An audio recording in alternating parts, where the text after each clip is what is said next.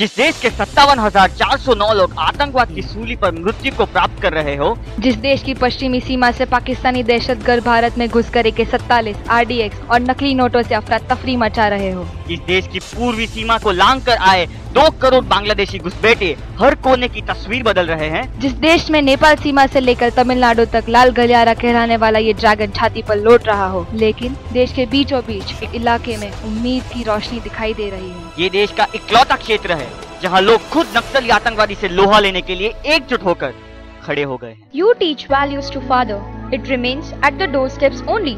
You teach values to mother, it enters the house. In 1976, when the literacy rate of Bastar was just 1%, Saini set up Mata Rukmini Ashram for educating girls. The story of a Gandhian who challenged traditions to rewrite history. Dharampal Saini was born in 1930 in the princely state of Dhar in Madhya Pradesh. He was just an ordinary student until he came into contact with his commerce teacher Vidyasagar Pandey, who introduced him to the teachings of Mahatma Gandhi. Saini soon was associated with number of Gandhian institutions, including Bhil Sera Sangh in western Madhya Pradesh and Gujarat. He wanted to do something out of the box. He read about girls of Bastar who were harassed by a bunch of hooligans and the girls chopped them to death. Saini wanted to groom these girls of Bastar and channelize their energies for the development of the country. In 1976, part of Madhya Pradesh, Bastar essentially was a jungle with no civilization. The native hardly wore clothes. For the government, it was another Siberia. Saini realized that Bastar could be saved only by educating the girls.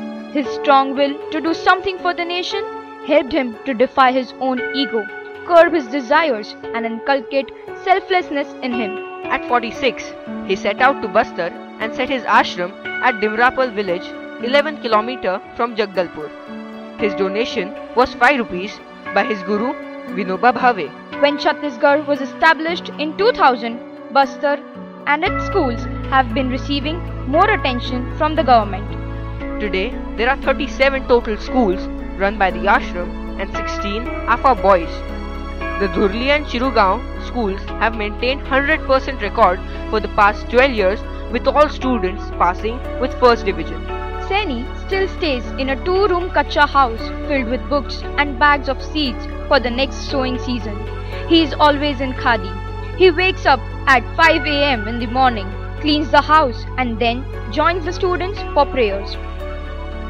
He talks with his students on current affairs too, like Kalpana Chawla and APJ Abdul Kalam. He values sports, for he himself was an athletic champion in his school days. He encourages participation of girls in sports.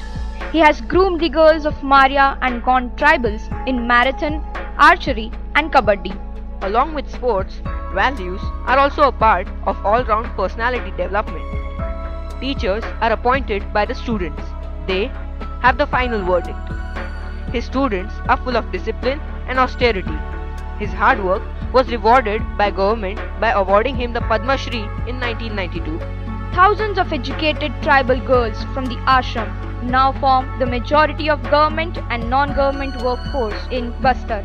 Saini's girls are the foot soldier of change in Bastar, which makes the octogenarian proud.